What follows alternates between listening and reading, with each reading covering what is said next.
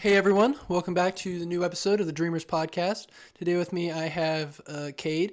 If you want to go ahead and kind of introduce yourself and tell the people a little bit about you. So I go by the name Kadencedopecat, Cade. It's not my real name. I actually chose it when I was making music under it, and I just kind of stuck. If I could go back now, I'd probably change it to something else, but it's what I've known by. But anyways, I do art, digital art. I make music, just an all-around creative, I would say. But primarily, this show is about the art, and that's kind of like what I've focused on recently. I do like a lot of art for like streetwear brands, clothing, merch, and a lot of personal stuff. I try to work in there as well, but I don't know. That's what I do. I do that full time now, so that's it in a nutshell.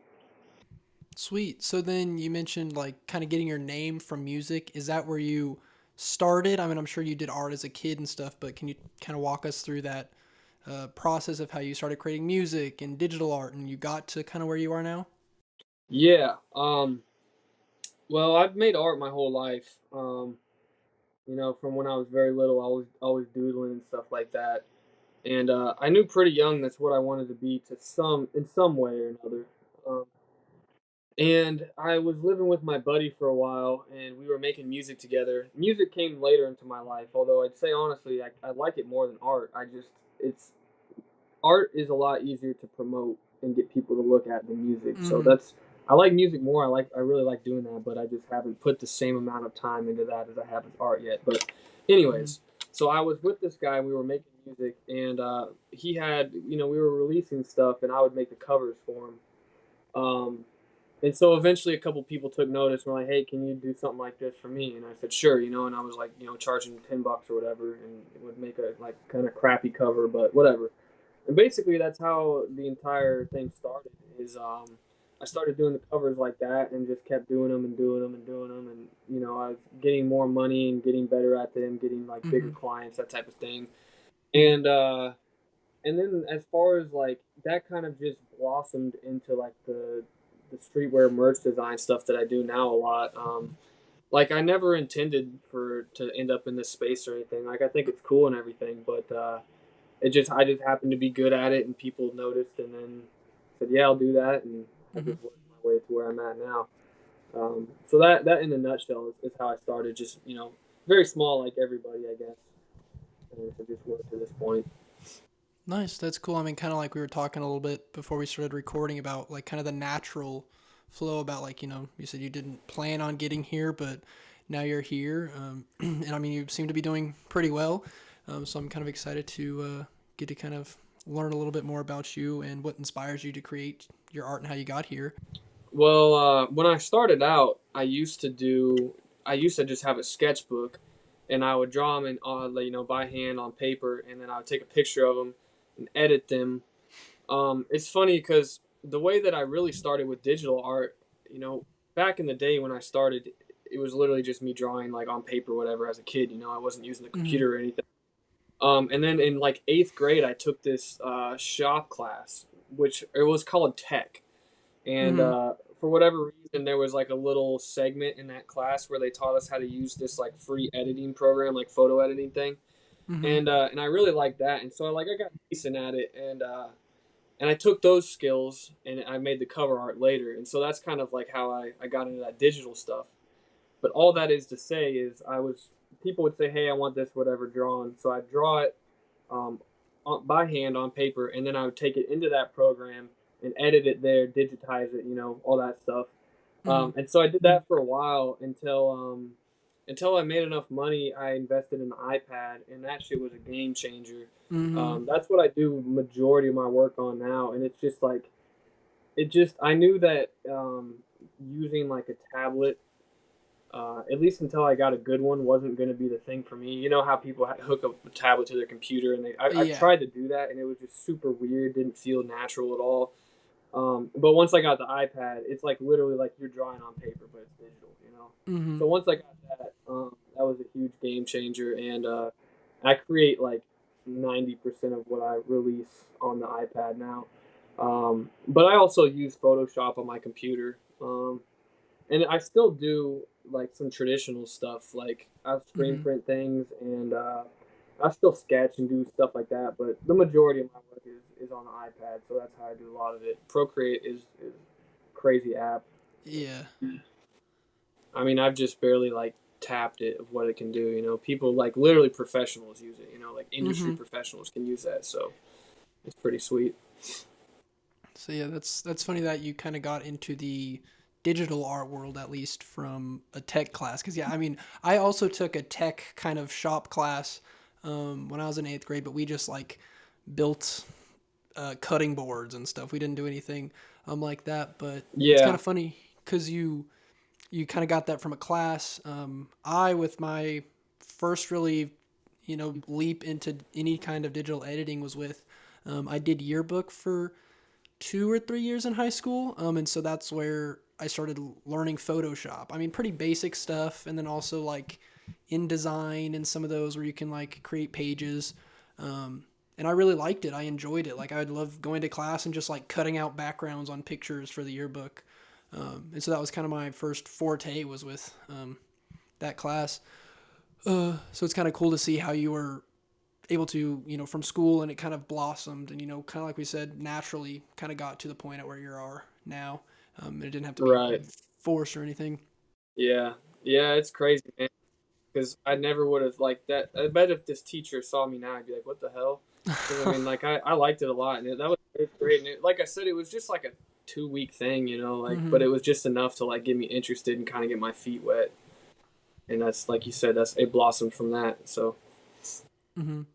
And yeah, Procreate is insane. Like I was just talking to someone or on the last episode about it, and how just get an iPad, a pen, and the I think $10 Procreate app, and like you said, professionals use it. yeah, It's everything you need. It's simple but also super complex. So yeah, Procreate's cool. I got it when I got an iPad for school, like almost 2 years ago now, and I just love going on there and just messing around and playing with all the different brushes and colors and everything, because it has so much to offer. yeah. Like I said, the biggest thing for me is it certainly. I mean, I use Photoshop too because Procreate is pretty like limited when it comes to that, but it's not really for Mm-hmm. photo editing. You know, it's for like painting and drawing. Mm-hmm. But the biggest thing that just made it immediately click was just how like natural it was. Like it's literally pen on the surface, and they have tablets to do that. But the iPad on the Procreate, it just works so well that it was like it was kind of like off to the races once I got that, um, and that really like accelerated everything and made it so much easier. So yeah, it's insane to me that that shit's $10. Like Yeah. I'm so glad I don't want them to change it, but I feel like man like I would have paid way more than that Yeah. for the amount of like value that. But Mm-hmm. I'm super glad it is and everything. It's just totally worth it. If you have an iPad, even if you want to fuck around, just get Procreate because it's like Mm-hmm. great $10. Best $10 I ever spent. That's for sure. Mm-hmm. Yeah, definitely. Because yeah, like you said, it hopefully won't get more expensive, but I mean, if compared to something like Adobe and kind of those other creative tools, you have to either spend hundreds and hundreds of dollars or pay like a monthly subscription. So it's really Right. nice that it's not only a cheap cost, but it's a one-time cheap cost. And kind of like we said, I mean, Right. you can do, I mean, not like crazy photo editing, but in the sense of like drawing and art, and stuff that you can import easily to photo editing software and apps. It's a steal of a deal. So yeah, I mean, like I'm not an artist like digitally myself, but I with my iPad, I bought it $10. It was one of the first apps I got, and I love just getting on there, messing around, doodling, doing little Yeah. stuff. It's awesome. Procreate's really cool. Um, so we kind of talked about how Yeah. This you episode was sponsored by Procreate.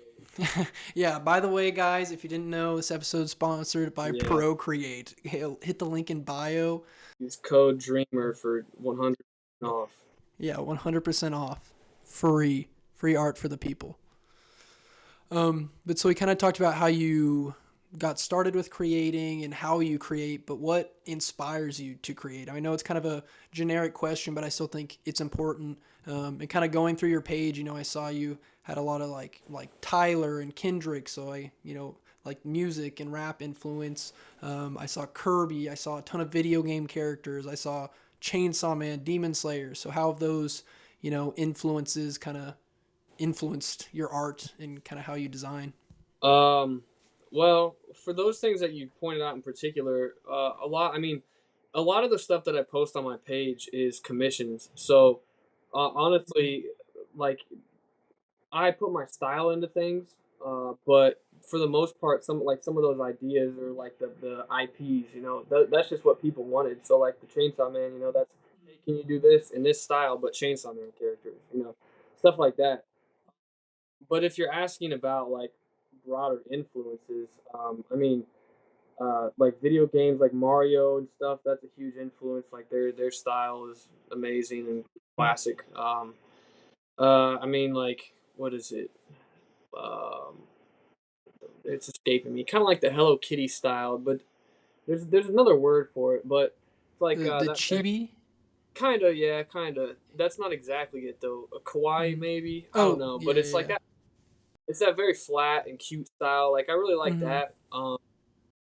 But I mean, there's just honestly, I'm influenced by like almost everything. Like it's very rare that I see an art style that I'm like, I hate this. Mm-hmm. There are some there, but mostly I see so much good stuff on the internet. I'm like, man, I want to do that. And if you look at my work, like I try to do as much as I can. Like I have some very different looking things. But Mm-hmm. what happens, and I think what unifies my work is that, like I said, a lot of it's commissions. So people will see something that they like and say, "Hey, can you make so and so, but in this style?" And that's what gets like a lot of that like consistency going. Because I think if it wasn't for that, I would be like all over the place. Which again, I said I still try to do, but it's just I work before I play, so to speak. So I do more work. Um, but yeah, as far as influences, like I said, it's um, I have so many and they're so far that it's like hard to mention all of them. I Mm-hmm. really just I see so much good work on the internet, and if I see it, I save the picture Yeah. immediately. I'm like, I want to do this someday, or incorporate some of this into Mm-hmm. that, something like that. So So yeah, I mean, I definitely agree, especially with like social media. I mean, I could go on my for you page right now, and if I scroll for 5 minutes, I'll probably follow like at least five new artists that I'm like, oh my god, this is sick, like in like completely different styles. So there's so much ease of access to all of it now that yeah, I mean, it's hard not to get inspired by different people.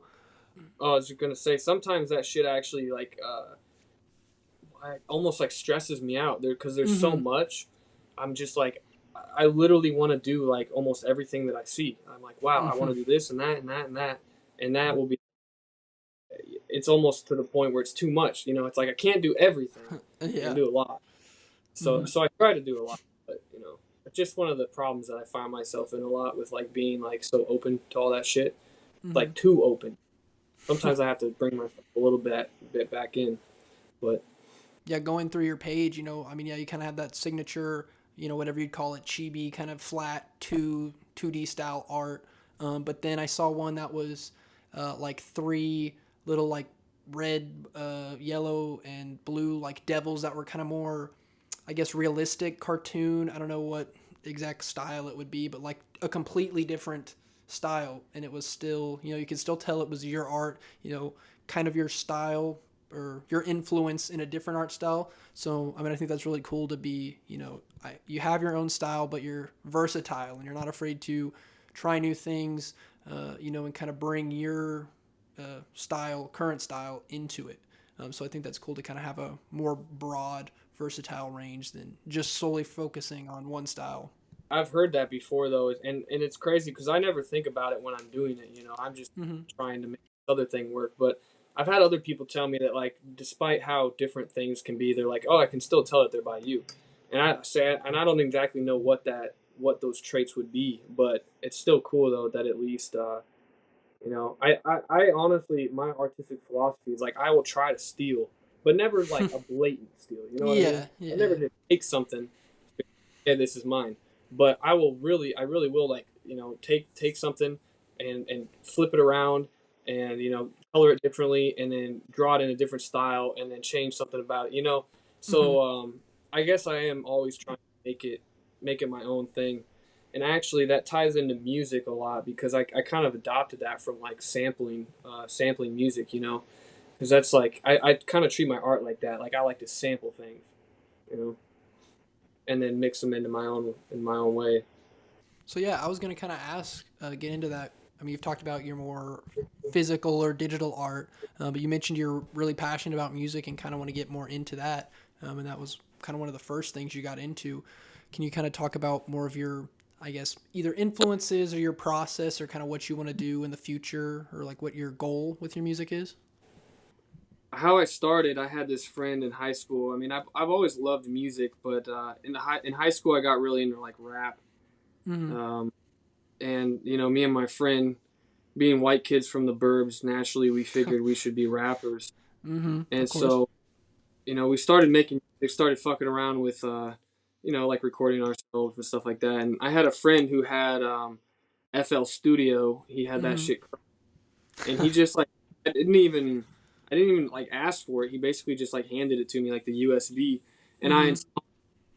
I started fucking around with it, and I just really really enjoyed it, and it's something that I stuck with and have done, and it has its you know, it has its creative challenges just like art, but like I said, I find generally like I honestly like I've really enjoyed making like set like at the end of an art piece, if it's really good, it's like very satisfying. But I feel that even more so with like music. You know, if Mm-hmm. you really I feel like get it right, I just that's so rewarding to me. So but anyways, as far as my style goes, it's really kind of the same with my artwork, where it's like it's all over the place. Like Mm-hmm. because as far as music goes, I mean, I like so much and I want to do so much. Like I've released I've released a couple of like rap tracks that like I will still stand by that aren't totally cringy and shit that are good. And but I've had like I've done like emo songs, but I also do like drum and bass and like lo-fi hip hop beats. So Mm-hmm. it's really all over the place. But um and again, I'm just inspired by so much. Um, but as far as the sound goes, it's kind of hard to say. Like I said, it's just so all over the place. It's probably like my art though, where like there's some common threads and like you could tell it's me maybe. Mm-hmm. Um, but and then as far as goals with it go, I really want to actually begin to like really start working on stuff. Like I want to like sing and like write music more than Mm-hmm. produce it now. Well, I want to do both. Um, but I just my goal with like doing art is like I'm very glad and blessed that like I can do it and like make a living off of it, and I Mm-hmm. want to use that time and freedom and money to just pursue music more and art. You know, just pursue what I like. So as Mm-hmm. far as goals with it, I just want to do it more and start hopefully making money off of it so that I can that I don't have to do commissions if I don't want to. You know. Mm-hmm. I guess that's every artist. They want to be able to. Every musician's like, yeah, I just want to be able to live off of it. That's Mm-hmm. basically what I want to do. Nice. That's cool because I mean, you kind of mentioned like sampling earlier, whether it be with your art or with your music. I mean, definitely. I mean, just like I mean, a lot of people in this scene. I'm a big Kanye fan, and obviously he's like the sample god, you know. So it's kind of cool to see. I never really thought about that in an art sense. I just thought about oh, taking this song, kind of changing it, flipping it up, whether it be like Kanye or RZA or other people that are great at flipping samples. It's kind of cool that you put it in an art or I guess physical or digital art perspective, um, and see how that kind of plays into it. I never really thought about. I mean, yeah, obviously getting inspired by people and stuff, but kind of being able to flip their style and, like you said, take one little thing and then change the color and the style and really make it your own. And so that's kind of a cool way to put it. Yeah, I feel like artistically that's like so important. Like, because I think people. Well, I don't know how many people think this, but there's like a common myth, I guess, that's like you know to try to be original and stuff like that. But like, I don't. That's like literally impossible, and the only way to Yeah. be original is to just put your original spin on the stuff that you already like and already do. That's where originality comes from. You know, it's like Mm-hmm. everything's pretty much already been done. Like what you have to do now is do it in your way. You know, and so Mm-hmm. like again, that just goes back to that whole philosophy. You know, of taking stuff, making it your own. So Yeah, so I mean, there's been hundreds or I guess thousands of years of art, however you want to look at it. So yeah, it's kind of hard to do something like completely original, and something that's Yeah, completely original but still good. I was gonna say, I guess originality just comes from. I think it just comes from your unique blend of things that you have taken and integrated, and then you kind of spit them out on the other side, and then it's original. But to just think that Mm-hmm. like, hey, I'm doing this and it's original, it's like most likely not. And there's most likely a, like, especially with the internet, it's like you could find Mm-hmm. something somebody else doing it. So like, I'm just Mm-hmm. saying, I don't. That's not even like something I worry about, like. Mm-hmm. And I think that there's like, I don't know how prevalent this is, but I think there's like a pressure in the art community to try to like be original, but it's like no, like just make what you like, and if you get good at it and if you really wear your influences, they will form into something new. Mm-hmm. It's like crossbreeding or something. Mm-hmm. So yeah, it kind of makes me think of I don't know exactly the like specific songs or whatever, but like every once in a while you'll hear like, oh, this song is getting sued by some older band because they said that they sampled them, and sometimes they did unjustly sample them and not credit them and pay them, but other times like there was one that was kind of big recently I remember hearing about where it was just like a similar little 5-second part that sounded like it was in some song from like the 90s, but they didn't actually try to steal that. They just happened to come up with the same idea because while there is a ton you can do with art and a ton you can do with music, there's also a ton of people that create art and a ton of people that create music. So you're going to end up, even if you think you're doing something totally original, at least in some ways, probably doing something that somebody else has already done, and that's okay. Yeah, yeah, exactly. That's what I'm saying. You don't have to reinvent the wheel. Mm-hmm. It's got to make it kind of your own thing. And there's also like, especially with music, there's also some things that the human ear just tends to like more. So it's like, and it's probably the same way with the eye. That they just always look good slash always sound good, and they're always just going to be continued to like be riffed on. So, like I said, it's all about just that myth of originality. It is like that shit's real, but it's just not in the way that I think some people think it is. That's my opinion, at least. And I mean that kind of goes back to, I mean, again, what influences my work. Like I said, it's just so much. If I see anything that I like, I try to bring it in there. So So then I'm curious, since you said that you get inspired by so much stuff and you almost feel like there's too much that you want to try. Is there ever times where you do feel like not in a creative mood or not inspired to do something? Or you always kind of just always have ideas in your head that you want to try?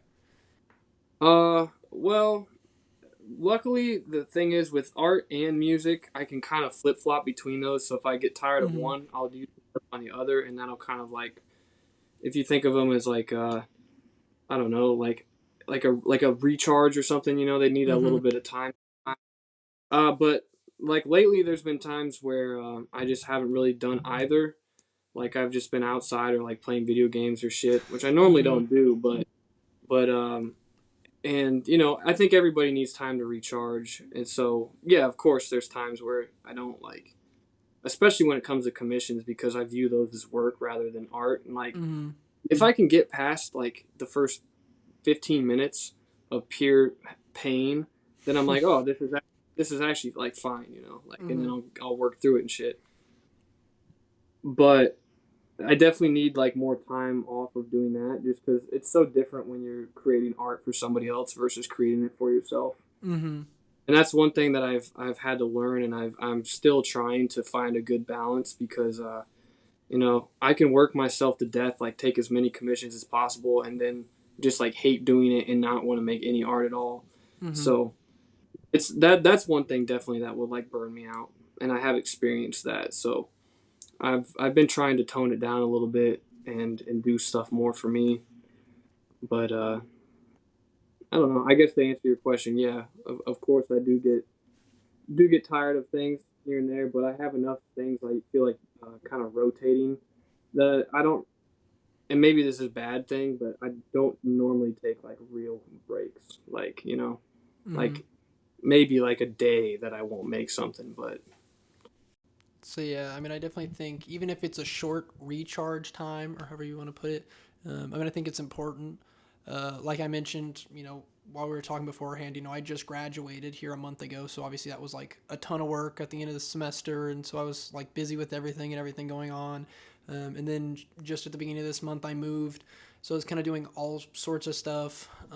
And so I kind of took some time to recharge. Like, it was like the podcast is still going to be here. I can record stuff, later in the month. Like it's not going to kill me to not do it.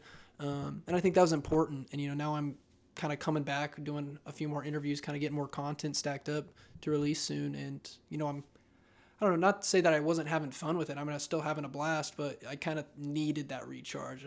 I kind of needed to take a break, walk away from it a little bit, and now I'm coming back with kind of more energy. So I think even if it's a day, if it's a week, a month, I mean, I definitely think taking breaks or doing different things is, definitely a good thing to do.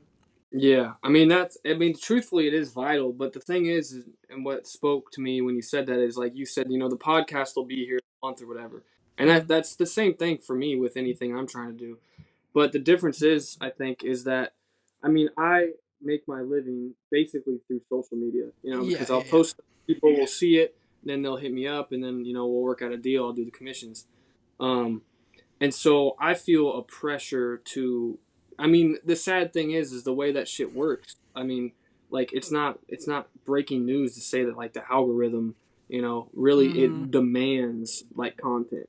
Like, Mm-hmm. I mean, I'll notice if I don't post for a couple of days and then start posting something, it doesn't even really matter the quality of the work. Like it might be acid, it could be a masterpiece, but if I haven't posted the last week consistently or even longer before that, it Mm-hmm. might get a fraction of what it would typically get if I had been feeding the algorithm. Mm-hmm. So all that is to say is that I think I myself, and I think I speak for a lot of other artists when I say this, is that there's a huge pressure to keep that shit up, and Mm-hmm. so that makes it really hard to take a proper break. Mm-hmm. And I've managed it not too long, like a vacation and shit. I didn't post anything. I was barely on my phone. That was good. Mm-hmm. Um, but day to day life, it's like hard to convince myself to no, you don't need to do this. You can take your time off because I mean, Mm-hmm. like obviously likes aren't the end of the world or whatever, but they do matter to an extent in the position that I'm in. And so it's Mm-hmm. like there really is like if I just decided, hey, I don't want to do this anymore, I'm gonna stop for a year, like if I posted something after a year, I'd probably get like 3 likes. Mm-hmm. So it's like really you really can't like it's just a hard thing to balance and you have to figure out like I don't know how much you can. It's fucked to even say this, but like how much of yourself you need to sacrifice to make that work.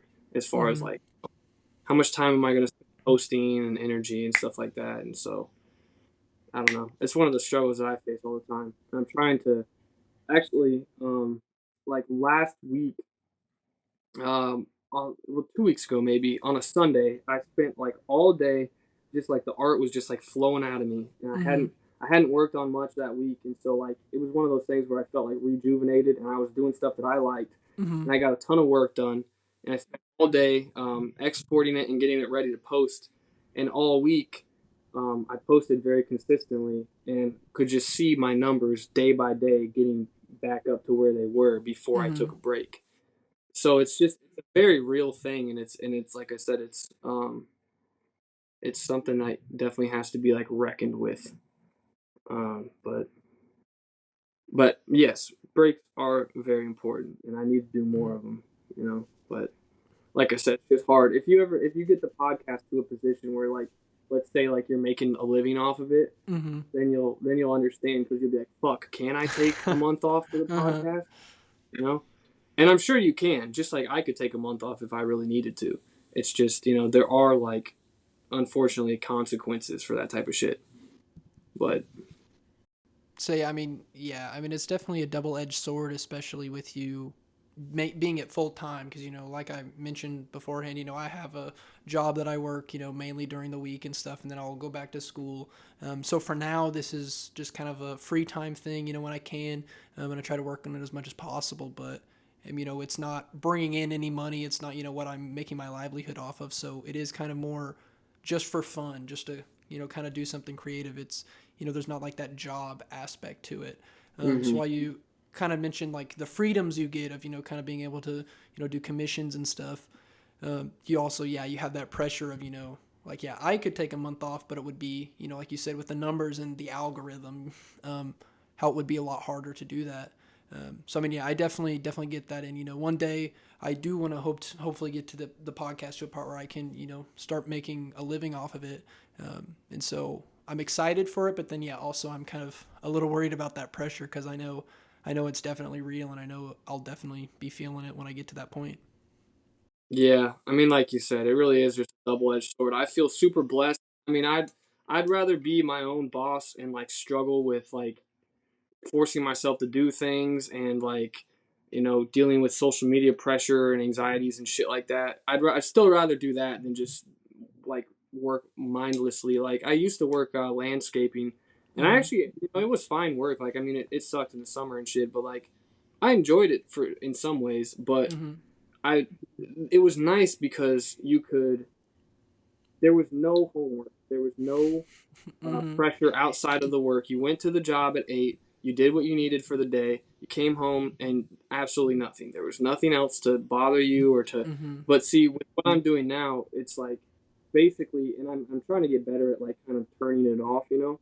Mm-hmm. But basically, there's no clock, there's no structure to it, and that's my fault. I need to be like a better boss, Mm-hmm. um, it's just like I said, it's I would still take that over the landscaping, but it Uh-huh. definitely is a trade off. It's not like, oh, you do this and now it's just like, a field of roses or whatever. No, it still has its shitty aspects, but it's just I'd rather take this shit than that shit is basically what it is, Mm-hmm. But yeah, I hope that will work for you then, and and like I said, you'll see what I mean. But I think you would agree that it's more worth it to do what you Yeah. really like than. Mm-hmm. So yeah, like I mentioned, I'm a business management major, but I did a lot of stuff in entrepreneurship. So when I kind of learned a lot about that, being your own boss, and that's kind of why I want to have that freedom, and like I know there'll be that pressure, and I know I'll have to figure out how to effectively deal with it. But I definitely do want to be my own boss, kind of be able to have the freedom to do more stuff than if I were to go work for a company or anything. And I know it'll just be like I'm in school right now, and well, not during the summer, but during the semester, it's like, oh, I finished this test, but oh, there's another test in another class next week. So it's like, yes, I'm done, but I still have all this, homework. Like you said, I have all this kind of other stuff to worry about, and then the podcast, on top of it. So I mean, I kind of feel that a little bit now, but I know when it's my like complete livelihood, I definitely know it'll get a little more serious, and at first I'm sure cause a little more problems, and I'll have to figure out how to deal with it. But I'm not excited for the challenge, but I still it's not scaring me away, and I still want to get to that point one Yeah. day. Yeah, and it shouldn't, if it's something that you really like I said, it will be worth it. I'll still take this, of being able to do what I want for the most part and being able to draw for a living rather and but be stressed and have to try to be my own boss and that type of shit Mm-hmm. over the pain of not doing what you really love, but the pleasure of just being able to turn your brain off. Like, Mm-hmm. you know, that was nice. But yeah, it's all about the sacrifice you make, and you got to choose what's worth it. So this is what I chose to draw pictures all day. So hard. Woe is me, right? Everything's difficult in its own way. Um, but to kind of switch topics, I mean, a little bit, kind of on a lighter note. Uh, a few months ago. I don't know if this is when I found out about your art, or if I knew beforehand. But I wanted to talk a little bit about the Half Evil competition and like how that, how'd you feel winning that, being one of the selected few. For those who don't know, the clothing brand Half Evil had a big competition where artists could submit their T-shirt designs, and Cade was one of the winners, and got his T-shirt physically made. Yeah. So actually, I worked with Half Evil before that. Oh, okay. I worked on with them collab, but it never saw the light of day. It was Mm, something that they just they paid me to do it, and I did it, and they just like it never released, whatever. Mm-hmm. So I kind of knew them, and I've been following them. I think they're a dope brand, and they're out of Chicago, which I live in Mm-hmm. Illinois, so it's pretty close here. So Mm-hmm. anyways, I knew that they were cool, and I saw the competition go up, and I was like, oh yeah, like I definitely feel like I could throw myself into this, and so it was actually like very very easy and enjoyable process. Like I mean, like sometimes I really struggle to figure out like to come up with a concept or make things look good. But for this, I pretty much knew what I wanted to do, and Mm-hmm. I mean, all I really did was take the racer character that I've developed, that template, Mm-hmm. and made, split him down the middle, half evil, threw on some flames, threw on the text, made it, and it just worked. It just looked good, Mm-hmm. and it was very simple and distinctive, and luckily I had a decent enough following that they could kind of like help propel that, Mm-hmm. and got selected and picked up, and it was, and I mean, it was super exciting to see, and the whole process was awesome. And Half Evil, the guys there, they're so cool. Like they were Mm-hmm. letting us know how production was going, and they sent all of us like all the winter shirts and stuff. Like Mm-hmm. it was just really cool. It was a really awesome experience. Um, so I don't know. I mean, it was just great. If there's ever any more competitions like that, I'll definitely try them out. And if you're an aspiring artist, you got nothing to lose. Mm-hmm. Give it your best. You never know. Sweet. And I know you've made like prints and stickers and stuff in the past, and you even talked about like screen printing T-shirts and stuff. Do you want to make more, whether it be clothing or even just physical products, figurines, whatever? Do you want to try to get more into that in the future? Well, see, that's a good question because I'm actually kind of torn about that. Mm-hmm. Because on one hand, I see that as a cool, like I would enjoy making the merch and stuff like that. I have a little bit that I've made so far, but Mm-hmm. and I also see it as a big step towards like financial freedom to where I'm making my own stuff rather than somebody telling me what they want made, which is Mm-hmm. what I do right now.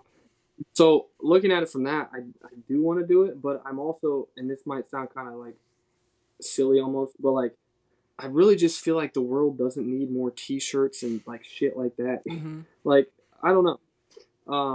I would like to make figurines and stuff like that. I just I mentioned, I think I mentioned before we started the interview proper that like my business, like the desire for me to like create a business is like pulling teeth for me. Like I just like uh I don't know. I just struggle with it so much. Like, and Mm-hmm. again, I know that I could do it. And I when I was really like kind of like quote unquote blowing up on Instagram, just getting like a lot more attention than I had been used to. People were like so many comments like, "Yo, make this into a shirt, make this into a shirt." It's like, um, so I know that the demand is there, uh, but again, I just like I don't know. I don't know if my heart is really in like just making merch. I think maybe somewhere down the line it might be, Mm-hmm. but as of right now I just kind of am like, I don't know. I'm kind of fine with what I'm doing for the most part, Mm-hmm. and I think I'd rather kind of focus my energies on just creating music and art rather than creating like the merch for it. Mm-hmm. But like I said, it's something that's definitely in my mind, in that it might happen down the line. I actually have right next to me. I have like boxes of T-shirts that I'd made. Mm-hmm. I took screen printing at my community college for a while, Oh, nice. and I just making random ass T-shirts. So I think I'm gonna start listing those at the least. I'm gonna list them like super cheap and just like get them out of here, Mm-hmm. and then maybe if I sell a shit ton of those and like I have that money to reinvest, then I might start doing something. But I don't know. I guess like it's kind of just a mixed bag on that type of stuff. Mm-hmm. So yeah, I mean that's. I think a lot of people do feel like, oh, I make art, I have to make clothes, or like I have to do this, I have to do that. But I mean, yeah, like you said, the world doesn't necessarily need another T-shirts. Not saying that there's anything bad like with wanting to do that. I mean, obviously, eventually, I want to make some type of merch or something for the show. Because I want to have something physical that I created. That's kind of a piece of the show. Um, but that's nice that you kind of like, that's cool maybe in the future, but you just kind of want to focus on what you're doing right now, spend more time on music, spend more time on the art, trying different things rather than focusing on doing that. So then if you're not as interested in physical stuff right now, kind of leads me into NFTs. I know you have like your Racers series. I don't know if you kind of wanted to talk about those a little bit, why you made them and what your goal is with those. Yeah, so actually that's an ironic thing to bring up because I just said like, does the world need more of this? But it's like the NFT shit. I don't know. I mean, I don't really know. I'm pretty sure they're not good for the environment, so there's that. Yeah. Um, but ultimately, what led me to get into the NFT and to start working on it was um, I just figured like I have this little character that is basically, and I didn't make it this way, but it's basically made for like NFTs. Like it's Mm-hmm. just like it's very like, modular. It's easy to flip around, turn into anything. It looks good. It's very simple. Works as like a profile picture. Mm-hmm. And the more of those I made, the more people I had NFTs, NFT, NFT. So I was like, shit. I really started thinking about it, and then I got to thinking about again, kind of like the financial freedom side of things. I'm like, if I put some time into developing this as an NFT project, I mean, I can seriously like make like very very good money doing this, and then like have that just like be free of that. Mm-hmm. And so I kind of look at it like people want these, and I think that they, as far as NFT goes, like the art is nothing crazy, but I think it's good for what it is. It's just very simple and clean, Mm-hmm. and I think it would be. I felt like okay, this will work as an NFT to put into that space. So I don't know. That's basically it. I'm working with some really cool guys, and they're like really into it. Mm-hmm. They've been like guiding me and helping me develop it, and it's just something that I think if people want, like me personally, like I don't even like understand NFT, but like I said, I know so many people that do and want them and see the value, Mm-hmm. and so I basically just got to a point where I was like, man, I will feel dumb if I don't do this, Uh-huh. like because who knows how long this NFT shit's gonna last? Who knows how long the fucking world is gonna last at this point? I'm like, if I don't get my bread from making these silly little characters, like I'll probably regret it. So Mm-hmm. that's basically where I'm at right now. As far as that project goes, though, it's just still being developed. Like we're getting pretty close. We got to Mm-hmm. talk about like when we want to drop it and how and stuff like that. But yeah, so I have those two conflicting things going on, but Mm-hmm. of not wanting to make the shirts, but then wanting to make NFTs. But So yeah, I mean, like you said, it's just kind of, I mean, might as well. I mean, like you said, that there's interests, and you'll probably, be kicking yourself if you didn't do it in the future. Like, oh, I missed out on that. Why didn't I just do that? right.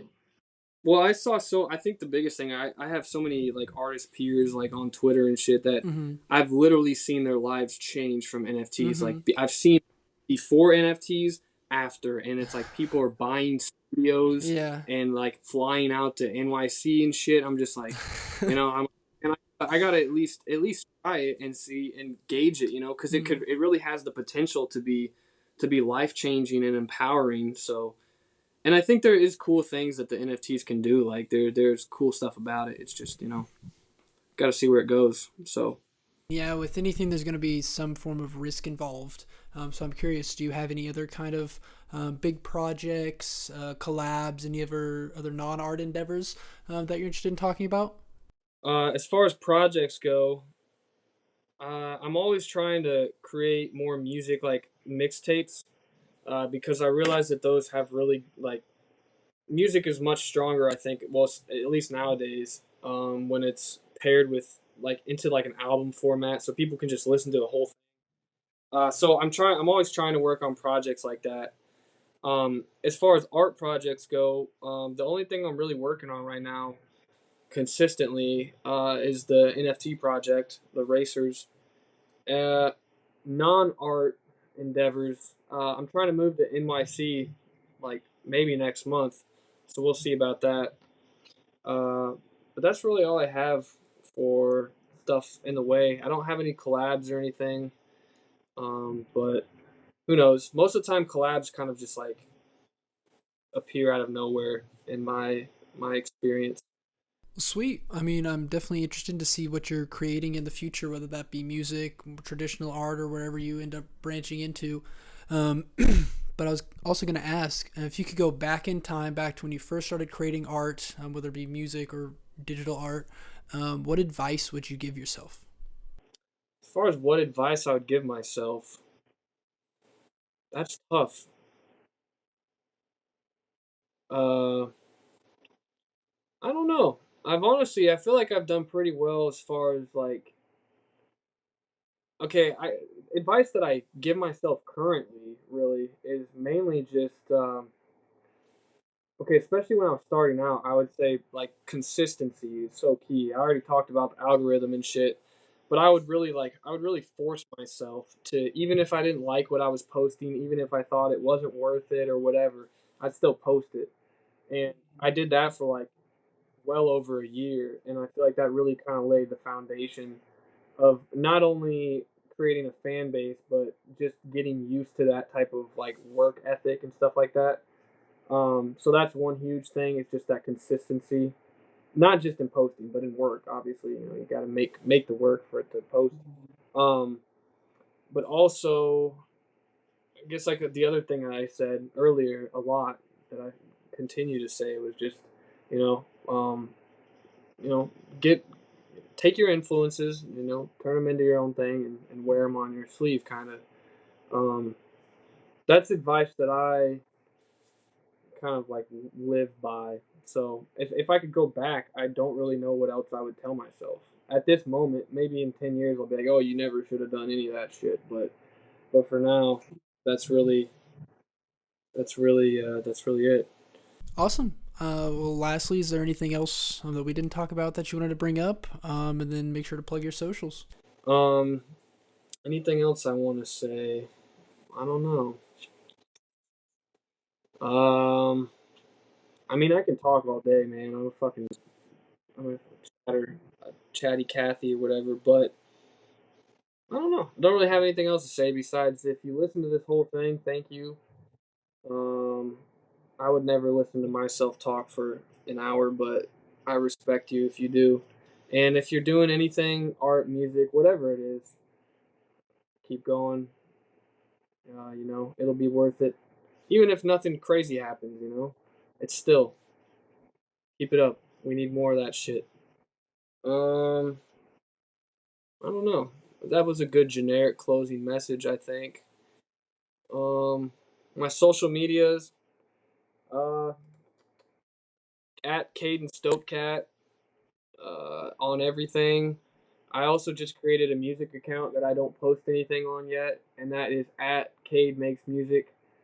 So, those of you that know me from my art, I would greatly appreciate if you would check that stuff out because, like I said, I'm very passionate about that as well. I'm sure you'd find something you like there. Um, but that's really it. Hey, man, thanks for coming on. I appreciate it.